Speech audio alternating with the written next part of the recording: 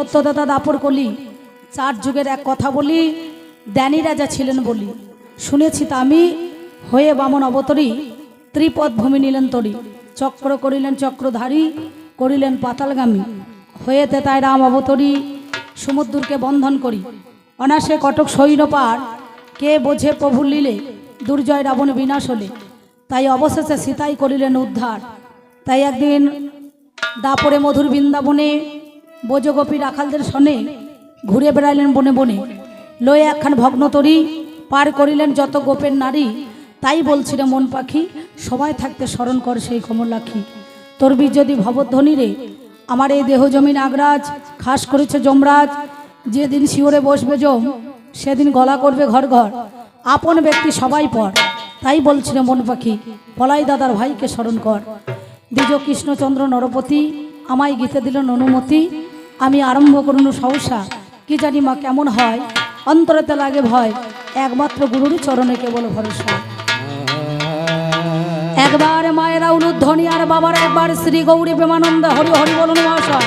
তারা নানা তারা নানা তারা নানা না তারা নানা তারা নানা তারা নানা নানা তারা নানা না তারা তারা নানা নানা তারা নানা না তারা তারা নানা নানা তারা নানা না তারা নানা তারা নানা তারা নানা না তারা নানা তারা নানা তারা নানা নানা তারা নানা না তারা তারা নানা নানা তারা নানা না তারা তারা নানা নানা তারা নানা না তারা তারা নানা নানা তারা নানা না তারা তারা নানা নানা তারা নানা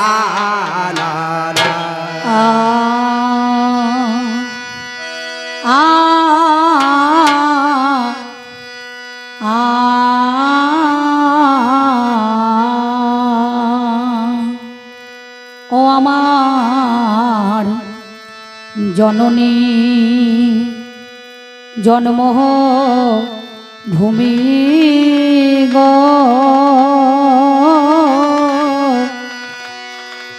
আমি জন্ম নিয়া বাংলা মাতর কোলে।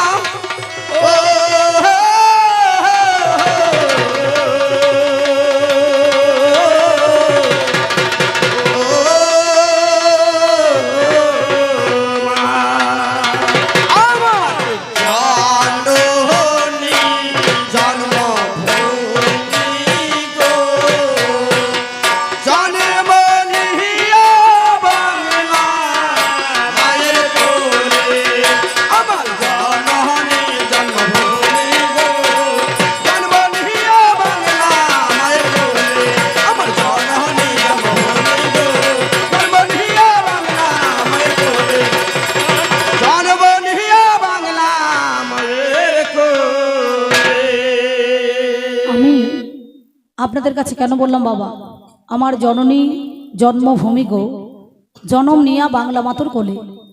যেদিন আমরা ঊর্ধ্বপদে হেডমন্ডে মাতৃগর্ভের মধ্যে এখানে ছিলাম, সেদিনই করজোরে কেঁদেছিলাম আর বলেছিলাম, মা এই মর্তের মধ্যে এখানে যাব, তোমাকে ডাকবো, জানবো, শুনবো, চিনবো, তোমার সাধন ভজন করব।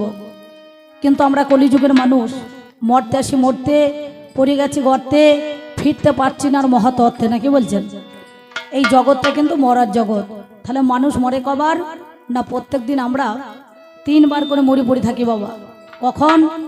একবার ঘুমে, একবার জমে, আর একবার হচ্ছে কামে, তাই না? এই মরা বাঁচার খেলা থেকে বাঁচবার জন্য যিনি আমাদের আদ্যাশক্তি মহামায়া, কুলকুণ্ডলিনী ব্রহ্মাময়ী উমা, 3.5 প্যাচে প্যাচ মেরে মূলাধারে বাবার মুখে মুখ লাগিয়ে মা আমার পরম সুখে ঘুমাইছে, তাকে জাগ্রত করতে গেলে পরে একটা যজ্ঞের দরকার আছে, নাকি? তাহলে সবার দ্বারা কিন্তু যজ্ঞ করা হবে না। যে যোগ্য ব্যক্তি হবে তার দ্বারাই কিন্তু যজ্ঞ হবে, আর যে যোগ্য হবে না তাহলে তার দ্বারাই কিন্তু যজ্ঞ করা যাবে না, তাই না? তাহলে যজ্ঞ করলে পরে আগে যোগ্যতা দরকার হয়, তবে কিন্তু যজ্ঞ করা যায়, আর নাহলে হবে না। তাই মায়ের কাছে যেদিন আমরা এসেছিলাম সেদিন বলেছিলাম তোমাকে ডাকবো, জানবো, শুনবো, চিনবো, তোমার সাধন ভজন করব। এই বাংলায় ভজন লিখতে গেলে দেখবেন 3টে অক্ষর বসাইতে হয়, একটা ভ, একটা বর্গীর জ আর একটা দন্তান্ন। ভ করে ভক্তি ভরে, বর্গীর জয় জন্মস্থলে, দন্তানে নৃত্য করে যেজন, তাদের দ্বারাই হয় সাধন ভজন। কিন্তু এখন কলিযুগের ছেলেরা এরা ভজন করার আগে ভোজন করে বসে থাকছে না, কি বলছেন, তাই না? মহাজন বললেন হরি ভজন ভারী মিঠা, হরি ভজন করবি তো ছাঁচার জল মর গোচাতে ওটা। কিন্তু এই ছাইচের জল মর গোচা তো দূরের কথা বাবা, ওই মর গোচার জল কিন্তু ডেরেন দিয়ে বই নিয়ে চলে যাচ্ছে না, কি গো?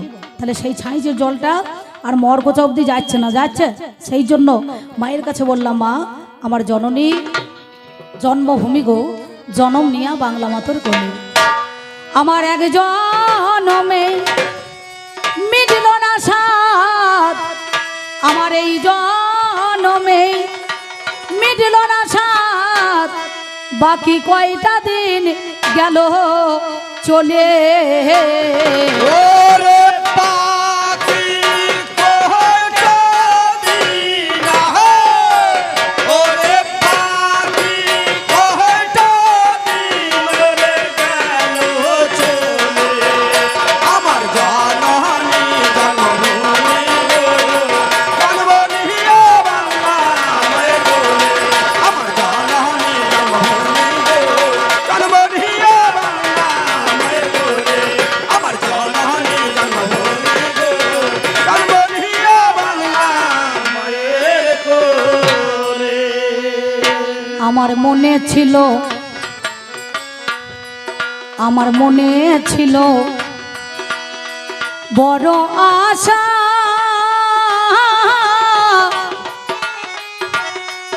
আমি সাধুর সঙ্গে বাঁধব বাসা। আমার মনে ছিল, ওই আমার মনে ছিল বড় আশা, ওরে আমি সাধুর সঙ্গে বাঁধব বাসা। ওই দেখ কুমতি নারী মা ধরাইল নেশা, ওরে কুমতি নারী মা ধরাইল নেশা, এমন কুপাতেতে চলে। কুপাতেতে চলে রে, কুপাতেতে চলে। আমার জননী জন্মভূমি গো, জন্মনিয়া বাংলা মায়ের কোলে। আমার জননী জন্মভূমি গো, জন্মনিয়া বাংলা মায়ের কোলে। এত সঙ্গ থাকতে বাবা সাধু সঙ্গ করতে বললো কেন? বললো 12 বছর বইবি সাধুর ঝুলি, তবে বেরোবে একটা বুলি, না কি গো? কিন্তু এখন আরো সাধু কেউ আছে? হ্যাঁ, কে সাধু আছে? ওই হাত তুলে বলুন তো বাবা, আমি সাধু আছি। হ্যাঁ, এই সাধুর দলে সব 14 সেজে গিয়েছে না কি বাবা? সাধু আর কেউ নাই। এই সাধু কেউ হইতে পারছে না। তাহলে সাধু হতে গেলে সৎ একটা মানুষের মন লাগে, এই মনটাকে সৎ রাখতে হবে। কিন্তু আমরা কি করছি, মালা তিলক ঝোলা নিয়ে দিনের বেলা হরি হরি আর রাতের বেলা মুরগি চুরি, না কি গো? তাই না? সব ঝোলায় ভরি নিয়ে পালাইছে দেখবেন। এখন যারা নতুন ছেলে ধরা আসছে তাদের কিন্তু মনে করুন, এই যারা নতুন ভিক্ষা করতে আসছে তাদেরকে সবাই মনে মনে ভাবছে এরা ভিক্ষারি নয়, এরা সব ছেলে ধরা। ছেলে ধরা বলি অমনি মারি, না কি বলছেন? তাহলে সব জায়গাতে সব কথা চলবে না। তাহলে একবার নয়, দুবার নয়, 84 লক্ষ জনে ভ্রমণ করে মানব জন্ম পেয়ে এই মানব জন্মটা আমরা কাজে লাগাই না। কেন লাগাই না? না বাড়ি আমার, ঘর আমার, ছেলে আমার, কন্যা আমার, সব আমার আমার করলাম, কিন্তু আমার মধ্যে আমি কিছুই পেলাম না। কেন পেলাম না? মাকড়সা যেমন নিজের লালা দিয়ে জাল তৈরি করে, মাকড়সা নিজে জানে না এই জালে জড়াবো, পড়বো আর মরবো, তেমনি মানুষ রূপে জন্মগ্রহণ করে আমরা সেই পুত্র কন্যার মায়াতে পড়ে আমাদের আর সাধন ভজন হলো না, নাকি বাবা? তাহলে নানুরের চণ্ডীদাস বলেছিলেন, যুগল ভজন না জানে যে জন্য তার কি জীবনের আশ, তার বেঁচে কি বা ফল মরাই মঙ্গল কহে দিজ চণ্ডীদাস। তাহলে একার দ্বারায় পথ চলা হবে না, দুটো দলকে মনে করুন রাখতে হবে। তেমনি উভয় পক্ষে 2 জনাকে চাই। আর সেই বীরভূম জেলার মাটিতে দাঁড়িয়ে বিশ্বকবি রবীন্দ্রনাথ ঠাকুর তিনি বললেন, দরকার নাই যুগল সাধন, দরকার নাই ভজন, সঙ্গে যদি কেউ না যায় তবে একলা চলই মোর, নাকি বাবা? সেই ক্যাসেটে গান তো আপনারা সবাই শুনেছেন, এখনো শুনতে পান। তিনি কি বলেছেন? যদি তোর ডাক শুনে কেউ না আসে তবে একলা চলো রে। যদি তোর ডাক শুনে কেউ না আসে তবে একলা চলো রে। যদি তোর ডাক শুনে কেউ না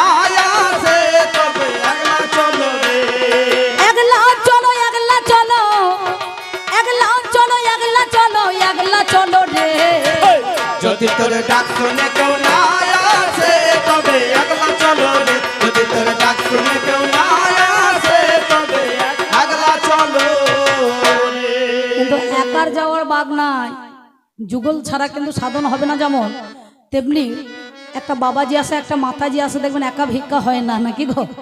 একটা বাবাজি, চারটে মাতাজি, তলায় তলায় ডিগিবাজি করলে আবার পেঁয়াজি, বুঝতে পারছেন? সে মেলা খরিদ্দার, কি বলবো, এ কথা বললে আর আমার লাভ নাই। কারণ আমার এই সায়ন ভাই প্রথম প্রথম ইউটিউব করতে যেত, আমার সঙ্গে অনেক দূর জায়গায় গিয়েছে। তো যখন যা ঠাকুর আশীর্বাদে চাকরিটা এখন পেয়ে গেছে, ভালো কোম্পানি হোক যাই হোক, ভালো টাকা মোটো টাকা মাইনে পেয়েছে, আরও পাক 2 লাখ টাকা হোক, বছরে আমরা দুপালা গান তো পাবো না, কি বলছেন? তা সেই মাঝে মাঝে এই বায়নাটা 2 বছর আগে দিয়ে রেখেছে। বলো দিদি আমি এই বায়নাটা দিয়ে রাখলাম, এই বছরে আমাদের রসরাজ কাকু আর নিমাই হালদার হচ্ছে গান, আবার গত বছর মানে সামনেবার আপনি আর রসরাজদা থাকবেন। বলো বেশ ঠিক আছে তাই হবে। তাই 2 বছরকার বায়না, তাহলে একার দ্বারাই হবে না, তাহলে মানুষ মোহনাতে এসে আমরা কি করি, ওই দেখ করি আমরা, আহা করি আমরা কত রঙ্গ, আমার কোনোটাই মা হলো না সাঙ্গ। ও দেখো করি আমরা, ও দেখো করি আমরা কত রঙ্গ, ওই আমার কোনোটাই না হলো না সাঙ্গ। সদাই অসৎ পথে সঙ্গ, ওরে সদাই অসৎ পথে সঙ্গ, আমার কামিনী কাঞ্চনে মিশে, কামিনী কাঞ্চনে মিশে, কামিনী কাঞ্চনে আমার জননী জন্মভূমি গো, জন্মনিয়া বাংলা মায়ের কোলে, আমার জননী জন্মভূমি গো, জন্মনিয়া বাংলা মায়ের কোলে, জন্মনিয়া বাংলা মায়ের কোলে। যিনি গানখানা লিখেছেন বাবা, তিনি আমাদের মধ্যে এখানে বেঁচে নাই।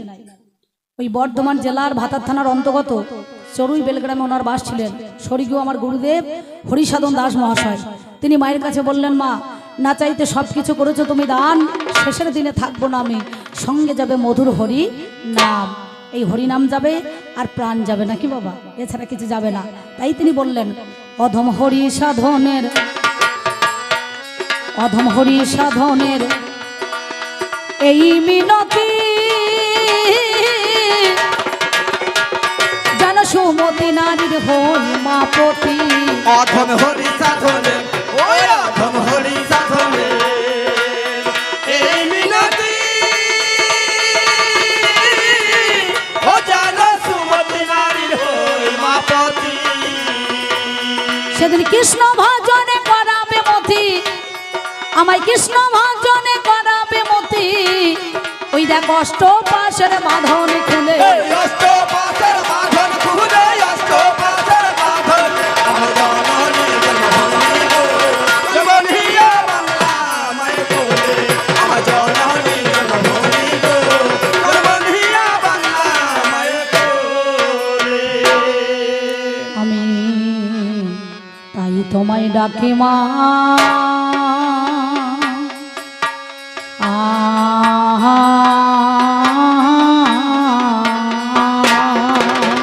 হায় হায় মরি মরি তাই তোমায় ডাকি মা,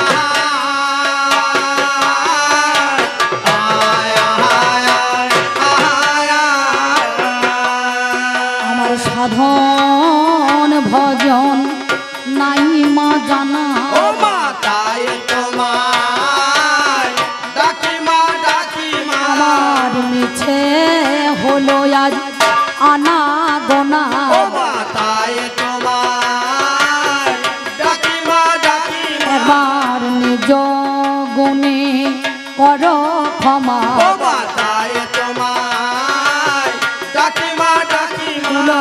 কুণ্ডলিনী ব্রহ্মাময়ী ও হো মা তাই তোমায় ডাকি মা, ডাকি মা। বলি শিবের ঘরণী ও মা শ্যামা, ও মা তাই তোমায় ডাকি মা, ডাকি মা। আমার সেদিন বলো আর কবে হবে, ও মা তাই তোমায় ডাকি মা, ডাকি মা। আমার সঙ্গের সাথী সেদিন কেউ না রবে, ও মা তাই তোমায় ডাকি মা, ডাকি মা। আমার নাম যাবে আর প্রাণ যাবে ও মাতায় তোমার ডাকি মা ডাকি মা আমার হরি বল হরি বল হরি বল বলে ডাকি মা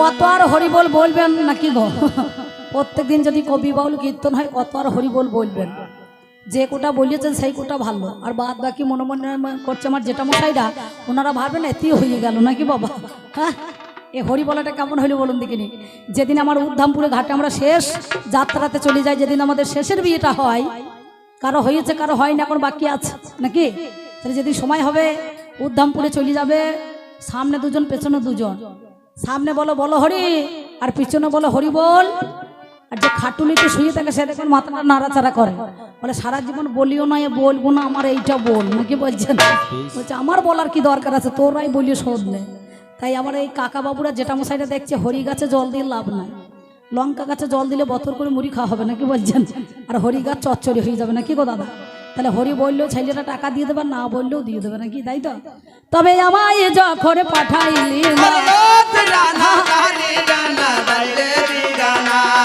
তবে আমায় যখন পাঠাইলি এ ভব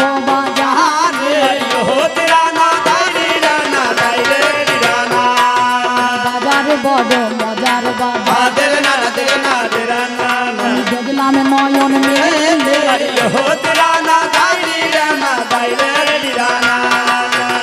এই বাজারের প্রান্তরে আমি বাঁধলাম নতুন ঘর তাতে 3.5 কোটি দিলাম খুঁটি দেখতে মনোহর তিরি বর্গা জানলা কপাট কেটে নবদার সদর গেটে 2 প্রহরী থাকিল আমার তার মধ্যে একজন পুরুষ একজন রমণী পাহারা দিতেছে তারা দিবস রজনী মালখানাতে বস্তায় পড়া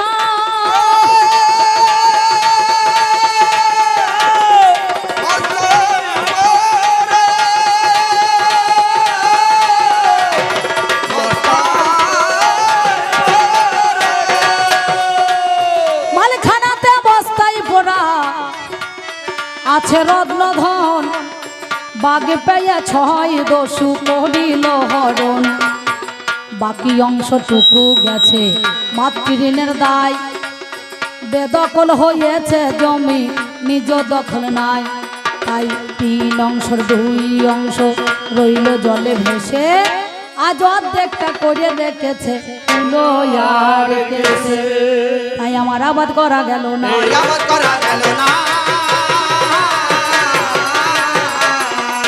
আমার আবাদ করলে ফল তো আবাদ করা গেল তাই একদিন দেহ ছাড়ি প্রাণ হবে যন্ত্র ধ্যান সেদিন সকলে বলিবে মরা ও গো সকলে বলিবে মরা গো সকলে বলিবে মরা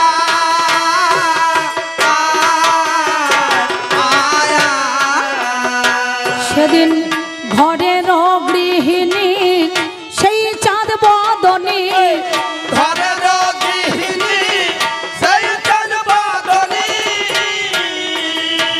আমার ঘরের গৃহিণী সেই চাঁদ বদনী আগে দেবে গোবর ছড়া গো আগে দেবে গোবর ছড়া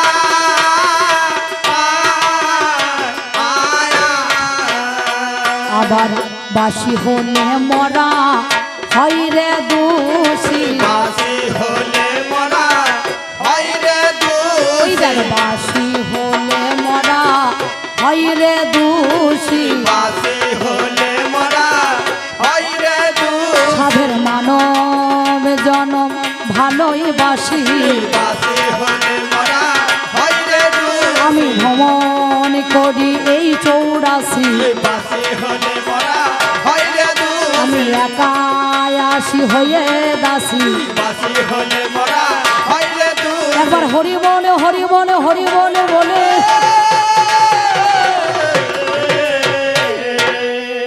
ব্যাস আমি এই পর্যন্ত বন্দনা এই পর্যন্ত বন্দনা আমি এবার সেরে যাই কারণ আমার যিনি পাল্লাদার মাননীয় বরণীয় পূজনীয় এই রসরাজ মণ্ডল মহাশয় মানে আমার সম্পর্কে একটু দাদা হয় বুঝতে পারছেন সে বেশিক্ষণ বন্দনা গান করে না টাকার বেলা সমান সমান কম বেশি নাই তাহলে আমার বেশি বাড়িয়ে লাভ কি আছে নাকি বলছেন কারণ যতটুকু দেওয়ার দরকার ততটুকু দেবো আর যতটুকু নেওয়ার দরকার ততটুকু নেবো নাকি বাবা ও বেশিও নেবো না আর কমও নেবো না আর গান কমও করবো না বেশিও করবো না নাকি গো তাহলে সেই জন্য এই দেখুন যেখানেই যাই সেই 30শে ফাল্গুন থেকে লেগেছি মাত্র 11 চৈত্র ওই ঝড়ের জন্য গানটা হয় না পিছিয়ে গিয়েছে সমানে চলছে যেখানেই যাই সেইখানেই আমার পালাতে খালি চা দিতে হয় আমার লক্ষণ দাদা চা দিতে লেগে গিয়েছে মোষের দুধে চা দিচ্ছেন নাকি গো হ্যাঁ আমার মায়েরা দেখো কত হাসি এবার নাকি মুখে মধু ঝরছে সত্যি বলছি আর আমার বৈষ্ণব দাদা উঠেছে আমি ওইখানে আমার কাশি ভাই ঘর থেকে দেখছি বসে বসে জানলার ফাঁক দিয়ে এইদিকে দেখা যাচ্ছে বুঝতে পারছেন মনে মনে ভাবছি তাই তো বৈষ্ণব যেই উঠেছে লোকে মনে করছে নিরামিষ খাবার খাইতে হবে মুখটা বাংলা 5-এর মতো 5 কেজি বাট খারা ঝুলিয়ে দিয়েছে নাকি এদের মুখে হাসি নাই তাহলে আপনারা চিন্তা করুন আমার দলে থাকবেন না ওনার দলে চলে যাবেন নাকি বাবা আমি এই পর্যন্ত বন্দনা গাই এবার সেরে যাই কবি গানের বিষয়ে যেটা আমার কানে শোনা গেল একদিকেতে শাক্ত আর বৈষ্ণব রে হলো নাকি ছিলাম যখন বাসা ঘরে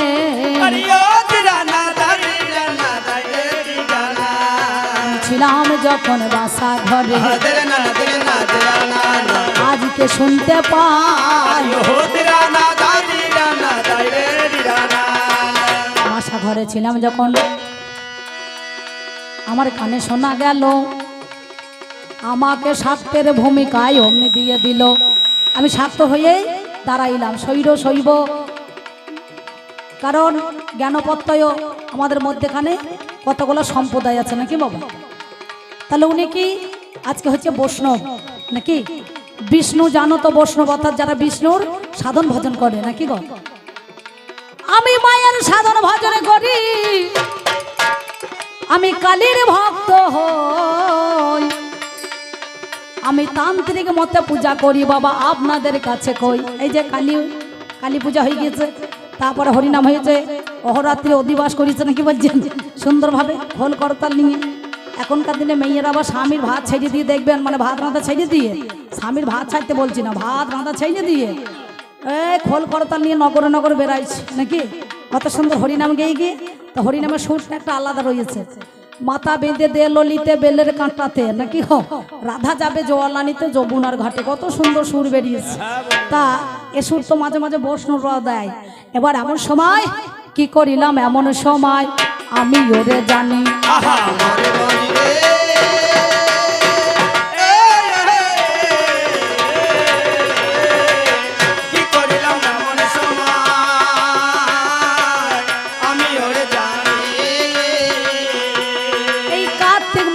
দিনে বাবা বৈষ্ণব দাদা তিনি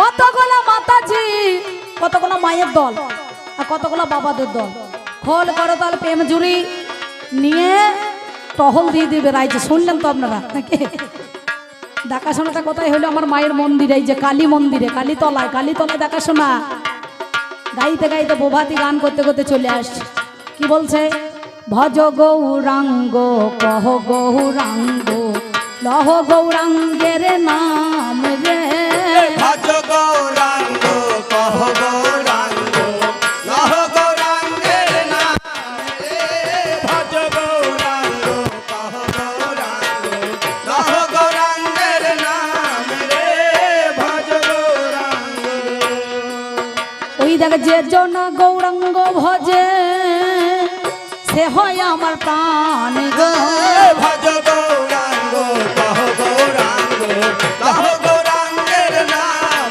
রে ভজ গৌরাঙ্গ কহ গৌরাঙ্গ লহ গৌরাঙ্গ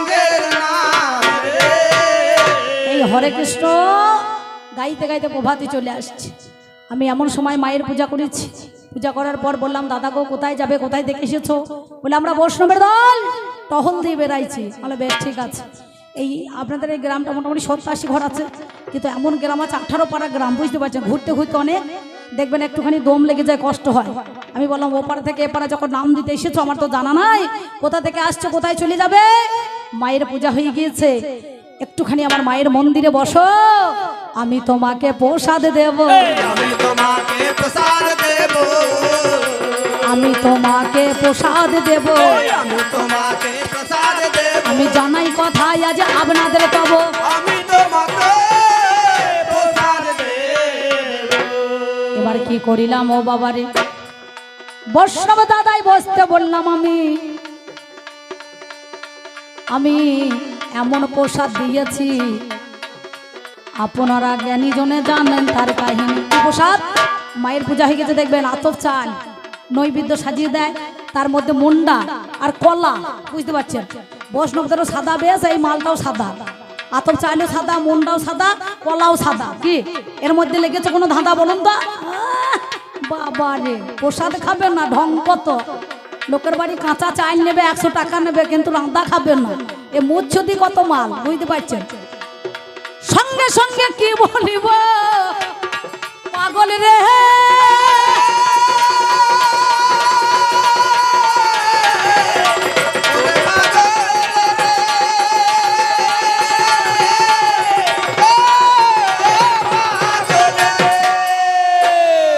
ওই কলা মুন্ডা আর আতপ চাল গো জানি, আমি বৈষ্ণব দাদার হাতে বাবা দিলাম ওরে শুনি।